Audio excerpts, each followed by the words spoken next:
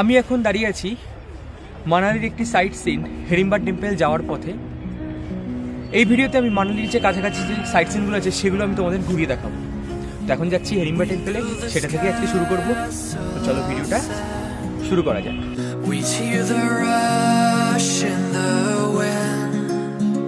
Yeah, we were closer than friends. I hope that we could withstand. But now when I fall and when I cry, who's there to pick me up? When all of my tears are running dry, who'll take me back to the top? The waves come crashing in. The roaring surface. আমরা দুপুরে lunch করে বেরিয়ে পড়েছি হিড়িম্বা টেম্পলের উদ্দেশ্যে। এখান থেকে ওপরে আমাদেরকে হিড়িম্বা টেম্পল যেতে হবে, খানিকটা সিঁড়ি দিয়ে উপরে উঠতে হবে। আমরা বেশ খানিকটা নিচ থেকে উপরে চলে এসেছি। এই যে এখান থেকে আমরা নিচে গেছিলাম, এখন আমাদেরকে উপরে যেতে হবে। মানালিতে এটা আমাদের প্রথম দিন। আজকে আমরা ভোর 4:30টার সময় আমরা সিমলা থেকে বাসে করে মানালি এসেছি, কিন্তু তারপর হোটেল চেক ইন করে দুপুরের লাঞ্চ করে এখন আমরা বেরিয়ে পড়েছি মানালির আশপাশটা পায়ে হেঁটে ঘুরতে। এখন আমরা হিড়িম্বা টেম্পলের দিকে যাচ্ছি, যেটা আমি ভিডিও শুরুতেই বললাম। হিড়িম্বা টেম্পল থেকে আমরা যাব ম্যালের দিকে। আর মানালিতে কিন্তু একটা দারুণ হোটেল উঠেছি, হোটেল রয়্যাল। তোমরা ভিডিওটা চাইলে আগের ভিডিওতে দেখে নিতে পারো। এরকম নিচ থেকে বেশ কিছু সিঁড়ির ধাপ উঠতে উঠতে আমরা কিন্তু হিড়িম্বা টেম্পলের দিকে যাচ্ছি। এছাড়াও গাড়ির ব্যবস্থা কিন্তু আছে, গাড়ির ট্যাক্সি বুক করলে ওপাশ থেকে আরেকটা রাস্তা আছে, সেখান থেকে উঠতে হয়। কিন্তু এটা কিন্তু পায়ে হেঁটে ওঠার রাস্তা, পাহাড়ের ধাপে ধাপে আমরা উঠতে বেশ কিন্তু মজাই লাগছে। নিচের প্লেন রাস্তা থেকে মাত্র কয়েকটা ধাপ, মানে মোটামুটি যারা হাঁটতে পারে তাদের কিন্তু এইটুকু উঠতে কোনো অসুবিধা হবে বলে আমার মনে হয় না। আর এখানে এই ট্রেকের আর কি সমস্ত ডিটেলস দেওয়া রয়েছে। আর এখানে এই পিছনে একটা পার্ক আছে, সেই পার্ক এবং মন্দির সহ বেশ বড় একটা ম্যাপ রয়েছে এখানে। আর এই যে এখানে দেখো মন্দিরের আগে কিন্তু অনেক দোকানপাট রয়েছে, বিভিন্ন দোকানপাট আমি দেখতে পাচ্ছি। আর মানালিতে এসে এইরকম আর্ট কিন্তু আমি এখানে এসে দেখলাম, বেশ সুন্দর লাগছে আর্টগুলো। অনেক রকম দোকান আছে আর কি এই রোডে যেতে যেতে।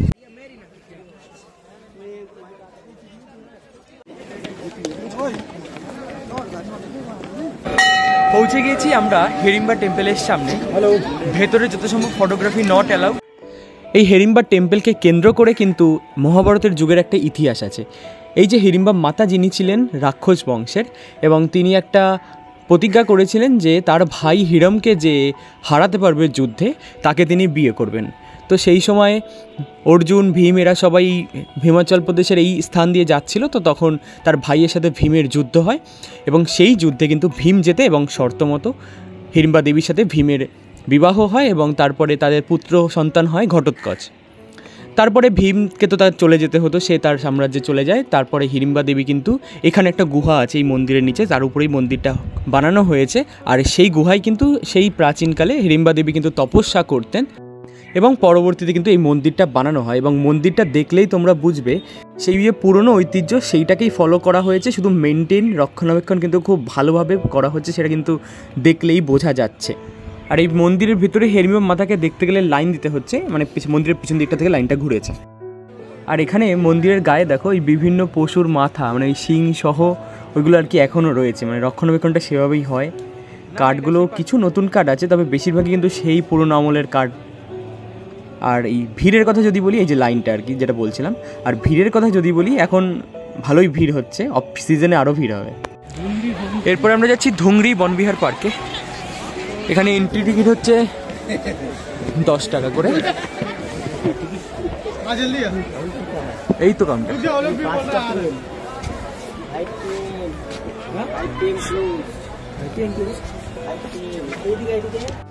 টিকিট কেটে নিলাম আমরা। আর এই পার্কে কিন্তু পেটস নট অ্যালাউড, বেশ বড় করে লেখা আছে।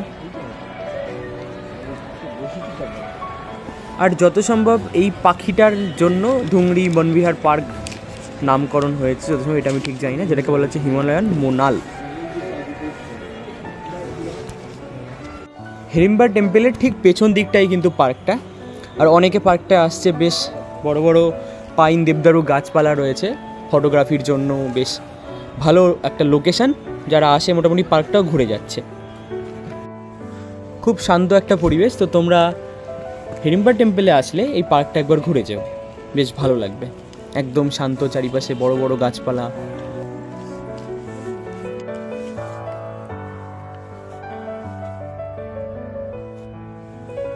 আমার পিছনে এই যে জায়গাটা দেখছি এটা কিন্তু একটা সরোবর। এখন এখানে কিন্তু শুকিয়ে গেছে, জল নেই।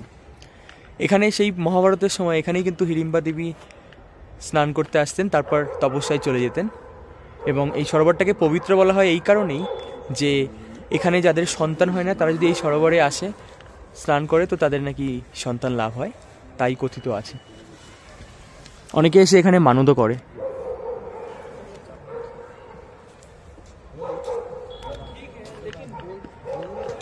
পার্কটা কিন্তু একদম হিড়িম্বা টেম্পলের একদম গায়েই। আমার পেছনে কিন্তু হিড়িম্বা টেম্পল এখনো দেখা যাচ্ছে। এখানে একটা বড় পাথর রয়েছে, এখন পাথরটার উপরে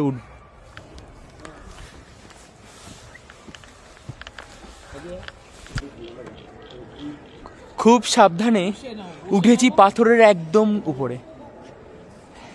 এখান থেকে পুরো বনবিহার পার্কটা পুরো ক্লিয়ার দেখা যায়। অ্যাকচুয়ালি পাথর না, এটা টিলা। এবার যাচ্ছি বীর ঘটোৎকচের মন্দিরে। এই মন্দির থেকে যে তীর চিহ্ন দিয়ে সাইন করাই রয়েছে, এদিক থেকে গেলে সোজা গিয়ে বাদিকে গেলেই কিন্তু আমরা সেই মন্দির পাবো। এইখানে এসে কিন্তু এই আগেও আস্তে আস্তে দেখছিলাম প্রচুর চমড়ি গাই রয়েছে এখানে, এগুলোর পিঠে মানে চড়ার ব্যবস্থা রয়েছে। অনেকে আবার দেখছি উঠে ছবি টবি তুলছে। যাই হোক, হিড়িম্বা মন্দির থেকে দুপা এগিয়ে আসলেই কিন্তু পেয়ে যাবে এই বীর ঘটোৎকচের মন্দির। আসলে সেই মন্দিরের একটা ইতিহাস আছে।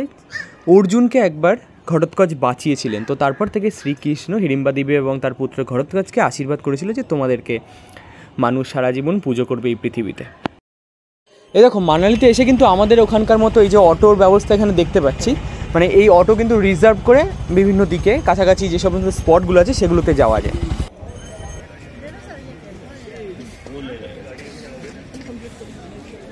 भैया क्या कहते हैं इसको? गुलाब जामुन।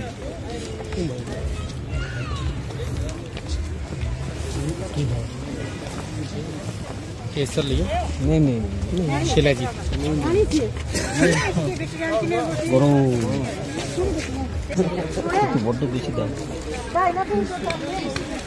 ছোট ছোট গোলাপ জাম বলা হয় এগুলোকে। তোমরা এসে ট্রাই করতে পারো। মিষ্টি একটু কম লাগছে কিন্তু ভালো, বেশ গরম গরম, বেশ ভালোই লাগছে।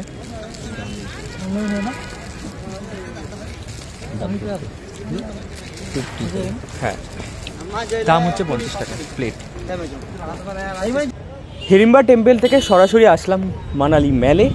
আর মানালি ম্যালটা কিন্তু সিমলার ম্যালের মতো অত বড় নয়, তবে বেশ লম্বা, এবং সেই রাস্তার দুপাশে কিন্তু প্রচুর দোকানপাট রয়েছে। আর এই যে সাজানো, এটা কিন্তু নিউ ইয়ারের জন্যই সাজানো রয়েছে, তবে সেরকম প্রোগ্রাম দেখতে পাচ্ছি না যে সেটা সিমলায় আমরা যে প্রোগ্রামটা পেয়েছিলাম। আর ম্যালের উপরে আসলে তুমি দেখতে পারবে মা দুর্গার একটা মন্দির রয়েছে একদম ম্যালের গায়েই, বাস স্ট্যান্ডের পাশে, এর পাশেই বাস স্ট্যান্ড। এবার মানালির ম্যালের একটা সংক্ষিপ্ত বিবরণ যদি আমি তোমাদের দেই, তো মানালির ম্যালে আসলে প্রচুর কিন্তু দোকান তোমাদের চোখে পড়বে। যেমন প্রচুর প্রচুর খাবারের দোকান, তেমন প্রচুর প্রচুর জামা কাপড়, সোয়েটার, কি নেই এই ম্যালে সব কিছু রয়েছে। সব কিছুই একটা ম্যালেই, আশেপাশে আলাদা করে কোনো বাজার এখানে কিন্তু আমার চোখে এখনও পর্যন্ত পড়লো না। তবে একটা জিনিস আমি বলবো যে আমাদের দার্জিলিংয়ে তো আমি গিয়েছি, তো দার্জিলিংয়ের ম্যালে ঠিক যতটা সস্তায় জিনিসপত্র, এখানে কিন্তু অতটা সস্তা নয়, এখানে দাম অনেক বেশি। তবুও ঘুরতে আসলে, একটা স্পটে আসলে সেখানকার মানুষের যে মানে সেখানকার এলাকার যে সমস্ত অথেন্টিক যে জিনিসগুলো রয়েছে, যেমন হিমাচলি জামা কাপড়, পোশাক আশাকের প্রচুর দোকান কিন্তু তোমাদের এখানে চোখে পড়বে। তোমরা আসলে ট্রাই করতে পারো। কিছু জিনিস আমার ভালো লেগেছে, আমি অবশ্যই কিছু জিনিস কেনাকাটা করলাম, তোমরাও আসলে করবে। মানালি ম্যালে এসে এখানে একটা সফটির দোকান দেখলাম, একটা নয় আশেপাশে আরও 2-3টে রয়েছে। এই দোকানটা একটু বেশি চলছে বলে আমি এটার সামনে দাঁড়ালাম। তো আমার কিন্তু জ্বর ছিল কাল রাতে, আর আজকে তবু আমি আইসক্রিম খেতে দাঁড়িয়ে পড়েছি। এই কাকু কিন্তু বিভিন্ন ধরনের ফ্লেভার, এখানে অনেকগুলো ফ্লেভার আছে, ঠিক আছে, বিভিন্ন ধরনের ফ্লেভার মিক্স করেও দিচ্ছে, দাম 50 টাকা।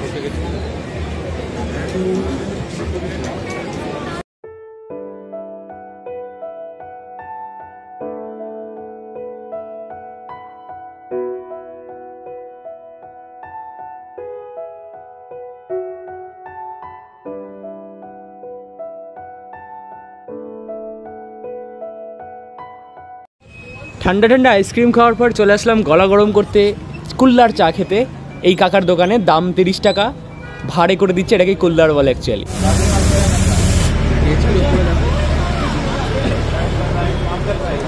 চাটা কিন্তু দারুণ খেতে।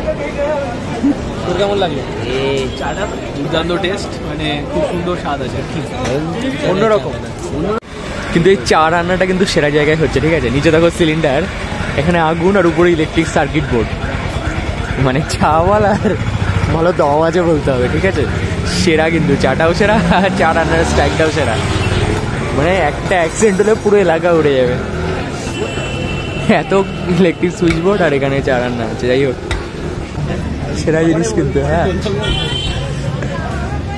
টার্কি কে জিতে। পরের দিন আমরা চলে আসলাম এই ব্যাস রিভার দেখতে, যেটা হচ্ছে মানালির ম্যালের ঠিক গায়ে। একটু তোমাদেরকে হেঁটে এই যে ব্রিজটা টপকে ওপারে গেলেই দুপাশ দিয়ে দেখা যায় আর কি। আমরা ব্রিজটা টপকে ওপারে যাচ্ছি, আর নদীটা কিন্তু দারুণ, পাহাড়ি ঝর্ণার স্রোতের মতো নদী কুলকুল শব্দ করে বয়ে চলেছে। সকালবেলার দৃশ্য বেশ ভালো লাগছে ঠান্ডার মধ্যে। আমরা কিন্তু ব্রিজের এপারে চলে এসেছি। ওপারটা হচ্ছে মানালির ম্যালটা, একটু হালকা নিচে নেমে ব্রিজের এপারে আসতে হয়। দুপুরে লাঞ্চের জন্য একটা ভালো সন্ধান পেয়েছি আমি, এই যে আশাপুরি ভোজনালয়, হোটেল মঙ্গোলিয়ার নিচে। তো এখানে আমরা দুপুরে লাঞ্চের জন্য ভেতরে ঢুকবো, চলো।